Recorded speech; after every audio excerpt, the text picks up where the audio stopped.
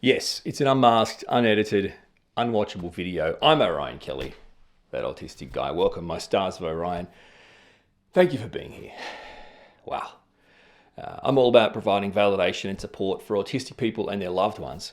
And unmasked, unedited, unwatchable videos, I feel like I have to set them up. Okay, so for starters, this is just from start to finish. It's just me being me, exploring things that are happening and explaining things and venting, and there's no editing. This is literally how it'll be till the end. And people that watch them seem to like them, seem to find them validating and see pieces of themselves in it. It makes them feel better or less alone. So if that's the case, thank you for being here, and I hope you get that from this one. And if it is, please let me know in the comments, because these always feel just horrible compared to my other videos. This is not a standard everyday video, right? This is a video specifically titled so you know it's not a normal video. Wow, what a time to be alive. What an intro. Okay, so at the time of recording, which is now, it's a Sunday. I think it's the 5th of October, something like that, 2025. Just for context, it's the final day of the spring school holidays in Australia. So for those that don't know, in Australia, we have a calendar year school year. Starts in late Jan, finishes in early December, right? And there's 4 terms. So there's school holidays at the end of term 1, term 2, term 3, and then term 4. And clearly the holidays at term 4, because with the Southern Hemisphere is Christmas and summer break, which goes for like 2 months. So I hope that makes sense. Okay, so we're getting near the pointy end of the year here, yeah? So we're basically almost finished the 2-week spring holiday break, going into term 4 with about 8 weeks to go before the summer Christmas break starts. And, this is why I'm here. So, I just say what I say, and helps, doesn't help, I don't know. There's nothing about this there's nothing I'm going to get out of this that's like good. I mean, I'm just going to look like a ranting, crazy old man. But anyway, so this year, 2025, and certainly now, I've absolutely reached my peak level of understanding that, I feel like I'm breathless talking, that I have absolutely maxed out on my capacity as an autistic person to be good at the humaning stuff, to be good at the neurotypical stuff. I'm no longer good at being a person. I'm no longer a good husband. I'm no longer a good, dad. Now, in my expectations, maybe not in everyone's, right?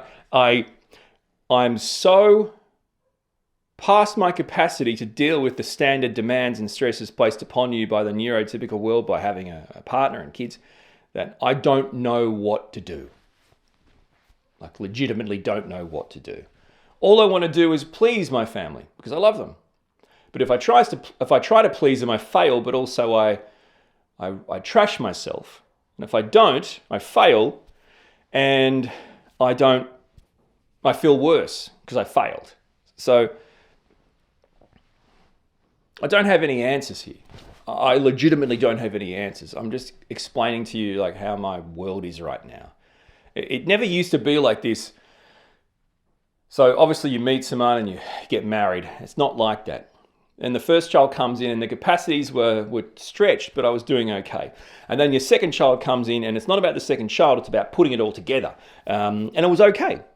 But when they start to grow from a baby to a toddler to a fully fledged, kid, they go to school, and there's a lot of high maintenance around not only school but around the things that schools put parents through. What schools put regular people through is absolutely ridiculous. The idea that kids need these many holidays from school is ridiculous, because really all school's doing is preparing you to be an employee for a corporation, right? If that's the case, how many holidays do you get a year as an employee of a corporation? Depending on where you live, it's going to be as low as a week, and as much as maybe 6 weeks, maybe more, maybe 9, 6 to 8 weeks, right? Okay, that's not even close to what kids get. They get, I added it up, it's probably more like between 16 and 20 weeks a year. So then you go, well, Orion, it's not for the kids, it's for the teachers. Well, again, so the teachers went to school to become an employee of corporations and somehow decided, I don't have to do that if I become a teacher. If I become a teacher, I can be a kid for the rest of my life, having 20 weeks off a year. And then this is when teachers will go, we don't have that many holidays off a year. Okay, fair enough. But you have time away from kids, yeah? So you decided, I want to be a person who teaches kids as so long as I get 20 weeks a year without them, plus a splattering of all these days in term where they can't come to school. That's not teaching. That's everything but teaching. And I understand, like they might call them personal development days. Okay, cool. Personally, I think like boards report, I think that your local school should put out a report every term or at least once a year that clearly states with factual evidence the actual things that were taught, achieved, learned, and put into practice through personal development. Don't just call them personal development and then tell all the staff it's clean your desk day, right? Or whatever it is. And by the way, if there's so many personal development days, maybe it would help once in your lifetime to get some autistic people in to teach your teachers how to deal with neurodivergent people. And this is not the point. The schooling system expects too much. My wife, she works. She has a career. What's she supposed to do? Not work for 20 weeks of the year? And she actually tries to do that at the moment. How's that because I'm too bloody useless. But then, even if that's the case, I can't really work because I'm a content creator who works from home. When you've got kids on school holidays, it's very hard to record content. And this isn't about being failed by my wife. Absolutely not. I'm saying this is a system of being failed by, there's these kids that are just like trying to have fun. So then you want to just be there with them, which means you don't work. But if you try to work, it doesn't work anyway. Or in my instance, there may be windows to work like right now, the last day of holidays. But prior to that, I was so destroyed that I didn't have the ability to create content. It's not like my work, I can just phone it in or hide. I can't, you know what I mean? You can't just go into the office and have a quiet day. My content and my work is content. I have to present to people. So it's stupid. Anyway, so I didn't say this is like a gold content. It's probably a complete waste of my time sharing this and talking about this and uploading this. And if it isn't, at least let me know so I have some sort of idea that this is okay. But what I'm trying to get at is what is happening? Do you experience this? And what am I supposed to do? See what I'm saying? Like, I'm an autistic person. So the reality is, I'm sorry, but the truth is that's a medically diagnosed neurodevelopmental disability. Okay, so what that means is, as an autistic person, there are things about, being autistic that disables me rather than enables me from thriving in the world, right? I am disabled from thriving in a neurotypical world. Can you put some of that blame down to the neurotypical world also disabling me from thriving? Absolutely you can. But we can't always blame everyone else. Like, I have an autistic brain, which means medically, it's recognized, scientifically recognized, that being autistic will disable me, not able me to thrive. That's just factual. Okay, so I have a wife, I have 2 kids, I'm trying to do work, I'm trying to do all these things, plus live in a neurotypical world and live up to the expectations of the neurotypical world. And I forget that I'm disabled from that. People go, oh, mine isn't a disability. Fuck off. What do you mean it's not a disability? It's a disability. If you have something that in some way disables you in a way that people who don't have a disability are not disabled in thriving in life, it's a disability. I'm so sick of people. Can we just be real? Anyway, what I'm saying is, I'm horribly disabled in thriving as a parent, as a husband, as a content creator, as a human. That's the thing. Take all the responsibilities away, right? Partner, kids, job. Take all that away. you're still responsible for your own self, your own quality of life. If there is no quality of life in your own self, how can you have quality of life, or how can you be good at everything else? Your job, your partner, your kids. That's as an autistic person, I've forgotten that, well, I'm the living, breathing creature here. So for me to be good at all these other things, I've got to be thriving or good at me. But I'm so stretched trying to do all this neurotypical shit, I've got no chance.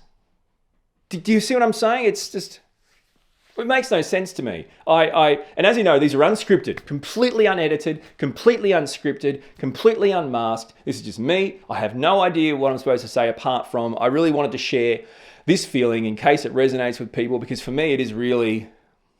So right now, for my wife, she's saying, you seem, I'm concerned about your level of anxiety, or your level of your mental health level, right? The healthiness of your mental health and your anxiety. And it seems like it's out of control. Now, what my body is telling me is I don't feel like I'm more anxious.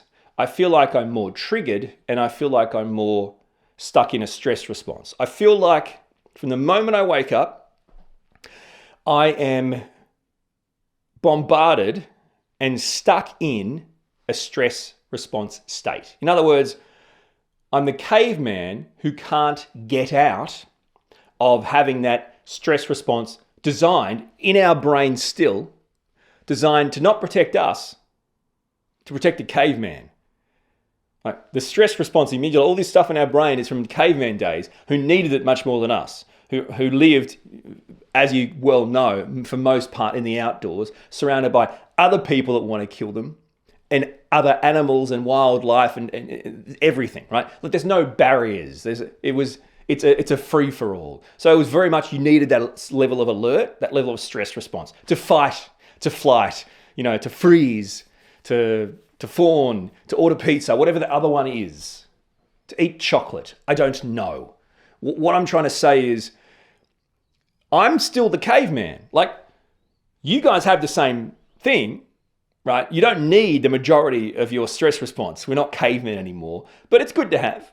It's good to have. Why? Well, when it does get triggered, so let's say for a neurotypical person, when it does get triggered, it sends signals, right? It increases blood flow and breathing to give you an ability to flee or to fight, right? An ability to make decisions and actually do things to keep yourself safe, right? That's cool. So it's useful. But for me, it's not, because it's literally firing every second. Like right now, my heart is pumping. I'm short of breath. It's literally firing. I've got myself into a position in life where my caveman brain, my amygdala, my stress response, whatever you want to call it, is constantly firing. I don't remember many minutes of the day where I don't feel like my heart's coming out of my chest. I am constantly firing. I am constantly in a stress response state. Now, of course, if you've looked into it, what happens when you enter a stress response state is to give you the ability to actually pick one and win, right? Like we talked about. Many things are flooded. So your heart rate goes up, the blood flow, but also lots of chemicals. Naturally produced in your body, chemicals are pulsing through your body. Stress hormones and cortisol. And I'm no scientist, I'm no doctor, I'm certainly no researcher. What I can gather from just living and breathing and not being a moron and actually being inquisitive about things in life is that, an over release of stress hormones and cortisol on a regular basis, from what I can gather, is in effect scientifically proven to kill you quicker. In other words, the more often you have stress responses, the more often your body is pumped with stress hormones and cortisol, these kind of things, the quicker you will die. It will shrink your life expectancy. People talk about the autistic life expectancy, and this is a big argument. Some go, it's 30 years less. And he'll go, what a load of bullshit. I'm autistic and I'm 90. And that's because there's no such thing as, one answer. There's exceptions to the rule. The point is they're talking about, in a median way, they're talking about, okay, so it looks like as a cohort, autistic people tend to live significantly less than neurotypical people. Now, that doesn't mean there aren't 90-year-old men, mostly men, 90-year-old men, undiagnosed as autistic, who have had a strange old life and are still spluttering along. Great. What I'm saying is, you can see how these things are proven through science, that there is definitely facts to whether it's 5 years, 30 years, 10 years. As an autistic person, you won't live longer than you won't outlive most neurotypical people. Now, again, everyone has illnesses and diseases and accidents, but I'm throwing that into the mix. Of course, there's the elopement stuff, where autistic people just go on, just go. They just walk about, right? Or there's the drowning, there's not understanding danger. There's all these factors, thousands of factors, in fact. But I'm saying this is another one. So, what am I supposed to do? And also, it affects my sleep now. So obviously, I'm so pumped with stress response reactions, the hormones and the cortisol and all that kind of stuff. And this is no one's fault but mine.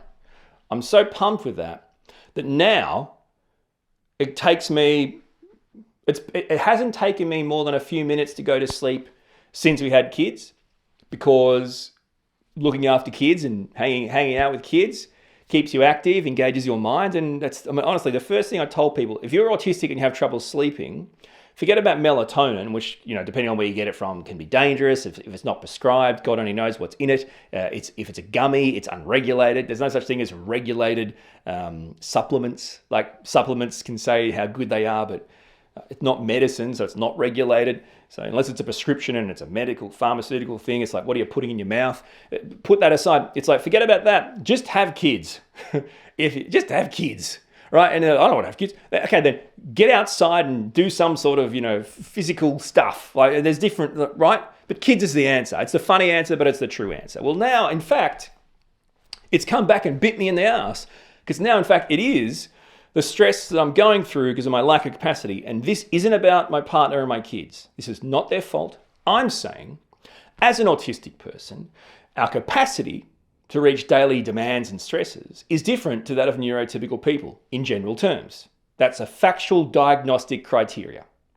It's actually one of the core diagnostic criteria for late diagnosed autistic people, when your capacities can no longer reach your daily stresses and demands of life, right? And that points to late diagnosis. People who are late diagnosed because what do you mean? You got through school okay? In your mind, you're going, it was hell. You've been able to have a job. Yes, but you're saying, you don't realize I've either quit or been fired or whatever, because I wasn't good for HR. There's all these different things that you have arguments for. But people go, yeah, but still, you found a partner, you got married, right? But then it's like, oh, but we had kids. This is almost everyone's response. Oh, yeah, it wasn't until my first kid was born. And that's exactly right. And here's the thing. You can have all the talk on the planet. It's about bad mums or vaccines or Tylenol. It just goes through generations. Like, it's just the new thing. You can have all these things, but listen carefully. It's now solid, 100% factual, scientifically based, evidence-based, goddamn proven autism is a genetic condition. Okay? Are there other factors that can help it along the way? Sure. They're not bad mums. They're not vaccines. They're not Tylenol. Do you see what I'm saying? So maybe we should stop picking on all these ridiculous conspiracies and start working. Hang on. Okay. So if it's proven that you want to be autistic, no worries. You don't get a choice. It's like, I want my kid to be autistic, so I've got the extra strength Tylenol. What are you talking? At every vaccine there is.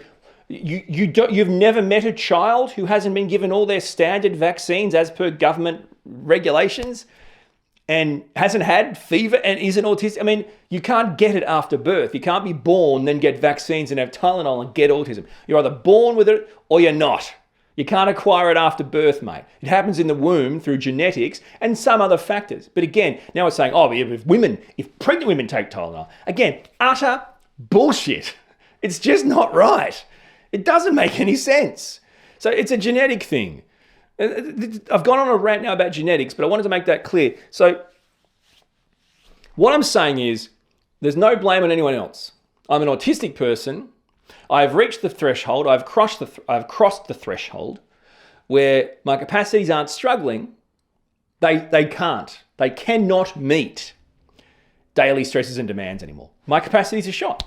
I've gone too hard too quick. I've run too fast at the start of the marathon, and I can't finish the race. Simple as that. I've used all my ammunition too early.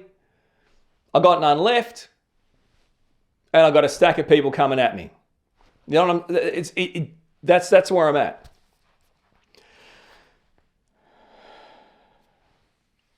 And yes, I use the services of a psychologist regularly. I try to use relaxation techniques. Well, these are very useful. But if science says you're autistic and you have a finite capacity that's even less than the finite capacity of non-autistic people, neurotypical people, then either way, no amount of therapy or tools or strategies is going to help you forever and in complete totality. It's not possible. So